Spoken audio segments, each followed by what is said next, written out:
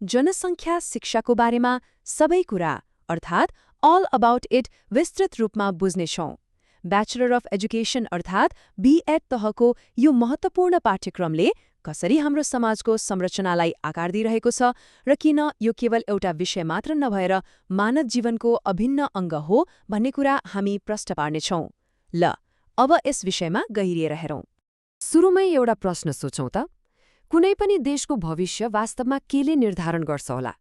प्रायलाई लाग्न सक्छ जनसङ्ख्या शिक्षा भनेको त खालि मान्छे गन्ने काम मात्र हो, तर यो त्योभन्दा धेरै माथिको कुरा हो।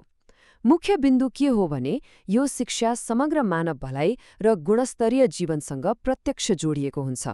यसले अर्थतन्त्रदेखि वातावरणसम्म सबै कुरालाई कसरी प्रभाव पार्छ भन्ने कुरा हामी बुझ्दै जानेछौँ। आज हामी मुख्यतया यी 5वटा कुरामा केन्द्रित हुनेछौँ। यसको अवधारणा, आवश्यकता, मुख्य क्षेत्रहरू, समाजमा यसको प्रयोग र अन्तमा शिक्षक अनि संस्थाहरूको भूमिका। पहिलो खण्डमा प्रवेश गरौँ, जनसङ्ख्या शिक्षाको अवधारणा र यसको आधारभूत दर्शन। शब्दलाई नै टुक्राएर हेर्ने हो भने पनि कुरा एकदमै स्पष्ट छ नि, होइन? जन भनेको मानिस, सङ्ख्या भनेको गन्ती र शिक्षा भनेको ज्ञान प्रदान गर्ने माध्यम। अर्थात् कुनै एउटा निश्चित भौगोलिक ठाउँमा बस्ने मानिसहरूको बारेमा तथ्यपरक ज्ञान दिने शिक्षा नै जनसङ्ख्या शिक्षा हो। यो सुन्दा एकदमै सरल छ, तर यसको अर्थ निकै शक्तिशाली छ। यसलाई अझ आधिकारिक रूपमा बुझ्न जनसङ्ख्या शिक्षाका पिता मानिने प्रोफेसर एसआर वेलेन्डको भनाइ हेरौँ। उहाँका अनुसार समाज वा राष्ट्रको आवश्यकता अनुसार उपयुक्त हुने गरी तयार पारिने शैक्षिक कार्यक्रम नै जनसङ्ख्या शिक्षा हो। यसको सिधा अर्थ के हो भने यो विषय स्थिर छैन क्या, देशको आवश्यकता जसरी बदलिन्छ यो शिक्षा पनि त्यसरी नै गतिशील हुन्छ। अब लागौँ दोस्रो खण्डतर्फ। आखिर यो शिक्षा किन त्यति धेरै आवश्यक छ त? यहाँनिर एउटा गजबको विरोधाभास छ। ध्यान दिएर हेर्नुहोस् त, विकसित देशहरूमा जनसङ्ख्या शिक्षाको मुख्य उद्देश्य नै जनसङ्ख्या बढाउनु हुन्छ ताकि जनसङ्ख्या घट्दै नजाओस्। तर ठ्याक्कै उल्टो नेपाल जस्ता विकासोन्मुख देशहरूमा नि हाम्रो मुख्य ध्यान त कसरी जनसङ्ख्या घटाउने, वृद्धिलाई व्यवस्थापन गर्ने र रोगव्याधि नियन्त्रण गर्ने भन्नेमा हुन्छ। एउटै विषय भए पनि देशको आर्थिक अवस्था अनुसार यसको उद्देश्य कसरी बदलिन्छ भन्ने कुरा यसले छर्लङ्ग पार्छ। यो शिक्षा त समाजका गम्भीर समस्याहरू समाधान गर्न पनि उत्तिकै जरुरी छ। जस्तै प्राकृतिक स्रोतको संरक्षण गर्ने, गरिबी निवारण कार्यक्रमलाई प्रभावकारी बनाउने अनि HIV एड्स जस्ता रोगहरूको नियन्त्रण गर्ने।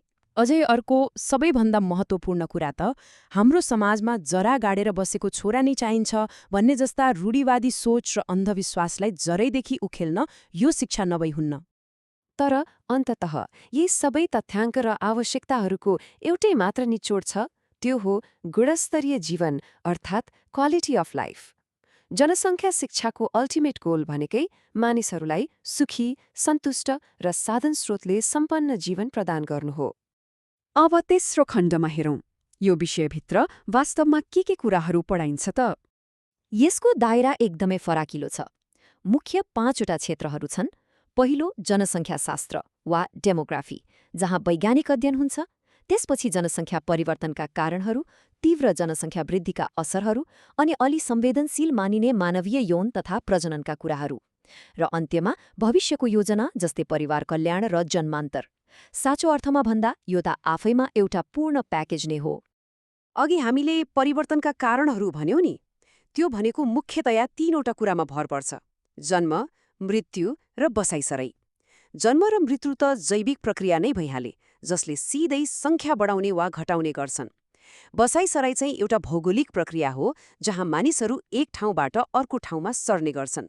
जनसङ्ख्याको पूरै गणित यिनै 3वटा खम्बामा अडिएको हुन्छ। चौथो खण्ड, अब यी किताबका कुराहरूलाई व्यवहारमा र हाम्रो समाजमा कसरी लागू गरिन्छ त? यो ज्ञान कसरी सानो एकाइबाट फैलिन्छ भन्ने कुरा एकदमै रोचक छ। सबैभन्दा पहिलो पाठशाला त हाम्रो आफ्नै घर हो, जहाँ परिवार नियोजन र जन्मान्तरका कुराहरू सुरु हुन्छन्। अनि आउँछ विद्यालय, ज्ञानको मन्दिर, जहाँ यौन र प्रजननबारे तथ्यपरक ज्ञान औपचारिक रूपमा दिइन्छ। त्यसपछि यो ज्ञान फैलिँदै समुदाय स्तरमा पुग्छ। यसरी सचेतना फैलिँदै जाँदा सामाजिक मूल्य मान्यता बलियो बन्छ र वृद्धहरूको स्याहार गर्ने संस्कार बस्छ।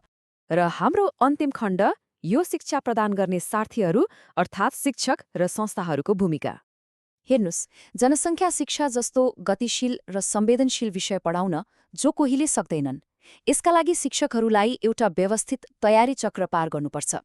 पेशामा आउनु अघिको पूर्व सेवाकालीन तालिमदेखि नयाँलाई दिइने अभिमुखीकरण, पढाइ रहँदा दिइने सेवाकालीन र पुनर्ताजदी तालिम हुँदै उच्च क्षमता विकाससम्मका 5वटा चरण हुन्छन्।